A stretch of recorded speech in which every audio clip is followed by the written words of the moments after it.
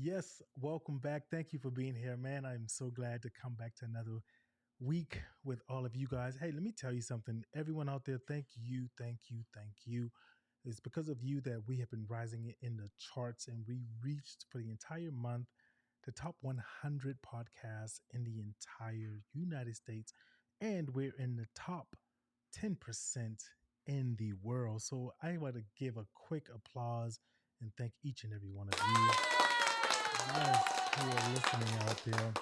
That was for you all. So we've been going on this journey together and we've been talking about ways of redesigning our lives, everything from work, everything from personal relationships, family, all kind of things. And I just want to tell you a quick story of how an incident happened today while we were at the park with our son.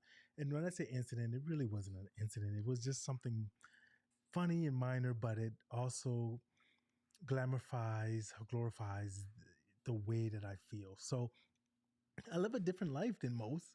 In essence, I'm a black male. And I know some people don't understand that feeling and don't understand how that could be possible when, people of minority status say we live different lives. And I'm going to give you a perfect example of that and some ways of how that's helped shape me redesigning my life as well. So this episode is going to be just a little bit different than some of the rest, but stick with me. You definitely will understand everything that's going on. And you know what? Before I even get into the story, I usually do this towards the end, but let me go ahead and get this out of the way now so that way I can focus directly on giving you that great content. But so while you're in the process of working to redesign your life, go ahead and start redesigning your home as well with Pair One.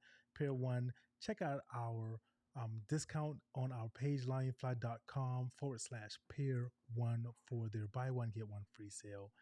Thank you so very much, Pair One, for being a great partner for this podcast. So today, my wife, myself, and our son, we went to the park. We're playing.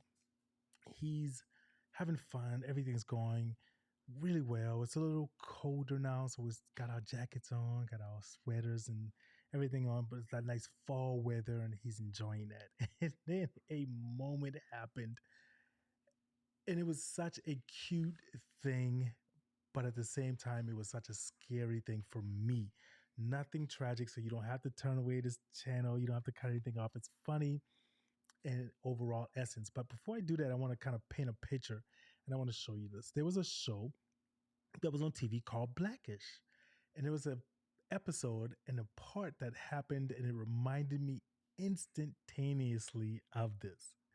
And I'm trying to decide if I should tell you what happened on the episode first or tell you what happened to me first and then come back. No, I'm gonna tell you what happened on the episode and then I'm gonna play a snippet from that so you can hear it.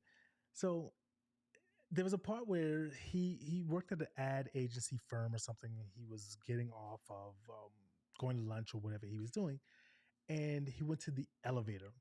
And when he got to the elevator, he pushed the button, it brought it up, and it was opening up.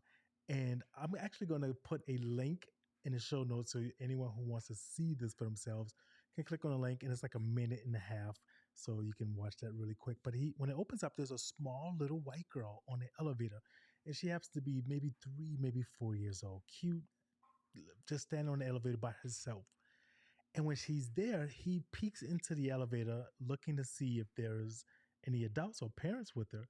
And then he looks behind himself almost like quizzically, like, oh, is this a trap, a setup or whatever? And he lets the elevator door close and lets her go back down. He comes back into the office and people started saying some things. And I'm going to kind of tell you a little bit what happened to me. But listen to this here. And this is a little snippet from that show. And tell me your thoughts when you hear this. You can send me an email, lion@lionfly.com. Let me know what you think about this. I'd love to hear it. Or you can also leave me a voicemail and at speakpipe.com/lionflood. But that will be in the show notes as well. But here you go. Listen to this and let me know your thoughts. We don't have the luxury of being helpful because we're instantly seen as threats. We can't get away with half the stuff that you guys do. Look, I'm sorry I'm late, boss. There's a little white girl in the elevator. Almost had me. I saw my freedom flash right before my eyes. So some of my coworkers didn't get it, but I knew my family would. I married a monster. To be fair, as a black man, we can never be too careful. I remember my first little white girl in an elevator. So did you kind of get a concept of that, right? There was three black men in the office who all said the same thing. Hey, I had to take the stairs. She was on the elevator.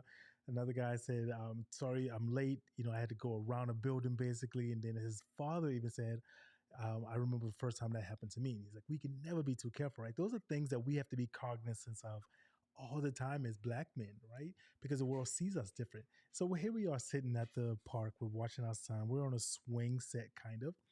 And this young little, maybe I think my wife said she had to be 14 months old, maybe somewhere around there. Uh, maybe a little bit older. What'd you think, babe? What'd you say she was roughly? About 18 months, she said. About 18 months, so going on 2 years old. And she walks up. Now, picture this, her parent is in the vicinity. So we can see him. So that alleviates a little bit pressure off of it. But anyway, she walks up and she's standing right in front of me. And she's looking at me. And she has this little doll in her hand, a Snoopy doll, and she falls. And I'm like looking at her father, and I'm like, oh shoot! And I hesitate, and I don't reach down to pick her up right away. I don't. It is, and anyone knows me, I would dive in front of a car to help her. But in this moment, I'm like, whoa, do I do this? And then my wife can sense because she's sitting right next to me. She can sense that I'm tensing up, and I'm like, what? And so I do reach down, I pick her up and dust her off a little bit, and she stands there and she points at me, and I'm like, and there's this look in her face like she's never seen a black person before. She is like, what is that? And I'm like, oh my goodness. And she starts walking closer to me in the swing set. And I immediately clench my knees and legs together so she can't walk up into them. Even though it's innocent, but my brain, my body, everything says, whoa, hold up. And I'm like, no. And then we smile and everyone walks away. And it was just kind of funny. But I was talking to my wife about that. And then I started thinking about it and saying, oh, I'm doing an episode on kind of something like that tonight, because that talks about how we, as one, minorities and as black men specifically, we have to redesign the way we work around things in order to live and to survive. We have to watch how we speak a little bit more, and maybe around certain people they will take that as an aggressive thing that we hear all of the time. So when we talk about redesign our lives, it goes into so many different aspects, not just the economical portion or the job market or anything like that, but it also talks about how we're in a store. And there's so many things in history that talks about this, right? From Emmett Till to Rosewood to several things that happen in real life of black men being accused of saying something to a white woman, or even being around a young kid, and then it gets reported because we just looked at differently. So that's something that I wanted to talk about. I know some people it's a sensitive subject, but hey, that's what I'm here for. And the one thing I want to do is work to bring conversation, work to bring that kind of ideology of anyone who's listening to say, wow, I've never thought of it like that. That's crazy that you would feel that way. I don't feel that way. And just like in the soundbite that was just played, he said, we don't have the luxury that you do. How crazy is that? That he would allow a young girl to go back down the elevator, not knowing if her parents are there, if she's going to walk on the streets, because of the imagery that someone could say he's trying to do something. Now, what you didn't see on this also, and it will show it on the clip, so make sure you go watch that. And it's on YouTube, but make sure you go watch that, is that his wife said, well, what would have happened if you did help her? And so they show it. And of course, it's a comedy show. So he's on the elevator and he's asking her, where are your parents at? What floor did they get off of? And then also right away, the elevator opens and then Chris Hansen comes on. And if anyone remember that show, what was the name of it? Where he would catch people talking to young kids and come and say, catch them in a home. What were you planning on doing here? The name of the show would come to me. But it shows him coming on there and asking him, are you trying to take this young girl home or something? So he's thinking that could be one of the worst things, right? People see me as something that I'm not. And so it's one of the things that I wanted to talk to you about is we don't know what someone else is going through, right, in this world. So take a moment and be kind to them. They're working to redesigning their lives. And if they're in the process of doing that, no matter where they're at, open your heart, be open and understanding of what's going on to them, right? Because we may be feeling something that you can't see, that we can't express, so that you're able to see what we're going through at that moment. But you could help.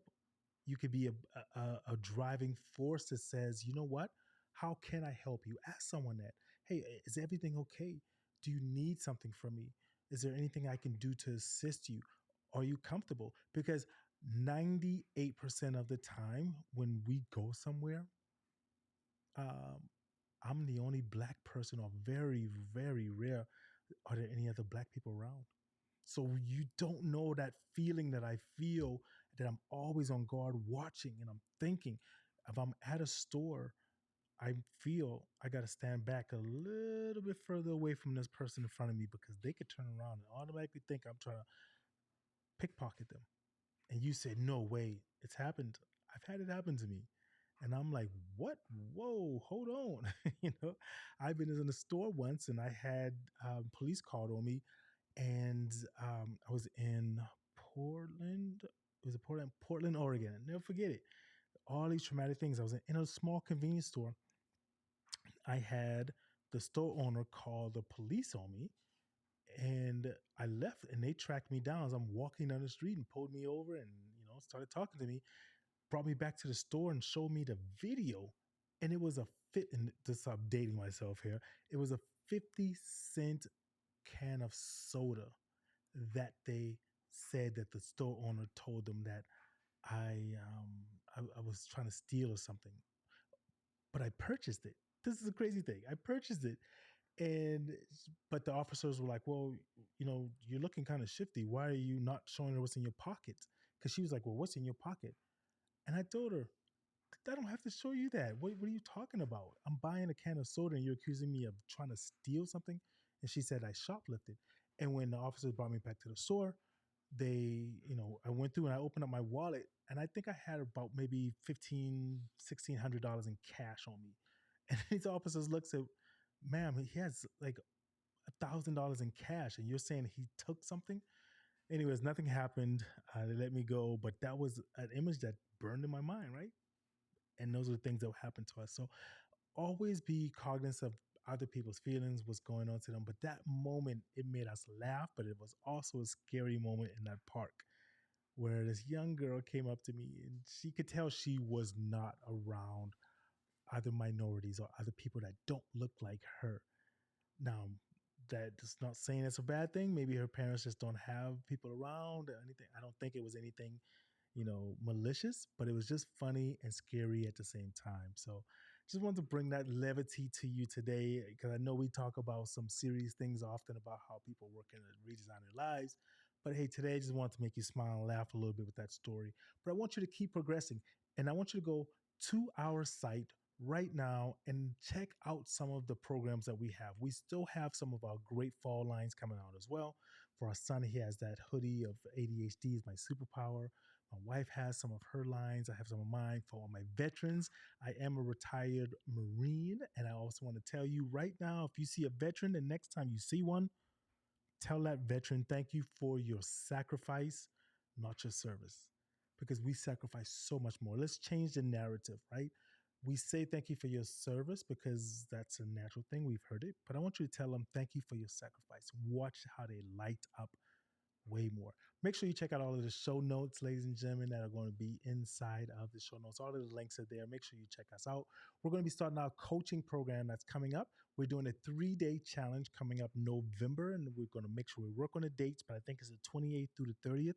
If you're looking to scale and get on camera for your coaching, your consulting, your training business, but you just don't know how, you have anxiety, then you need to sign up for our free 3-day Get Comfy on Camera Challenge, where we're going to give you some of the tools and those resources to help you get comfortable, to be on camera, to go live, to get recorded, to get your work out there. Hey, thank you for taking a moment and listening to me again and driving this podcast to being in the top 100 in the entire United States and in the top 10% in the world. Let's keep going, keep pushing. It's because of you. If you have not yet liked, share, comment, push it out there. I don't usually ask for that, but I want you to push it. Other people need to hear this so that they know that they're not alone. They know that they can think outside of the box. Yes, you can wear white after Labor Day. Nothing wrong with that. Don't listen to what society tells you that you can't. Do what you do it for you. Thank you, ladies and gentlemen, for taking the time and listening to another episode of Redesign Your Life.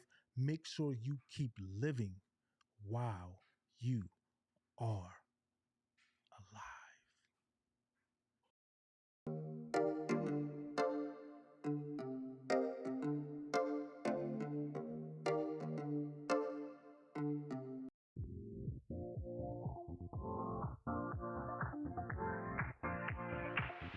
Live your life within the moment, and don't go wait until the moment.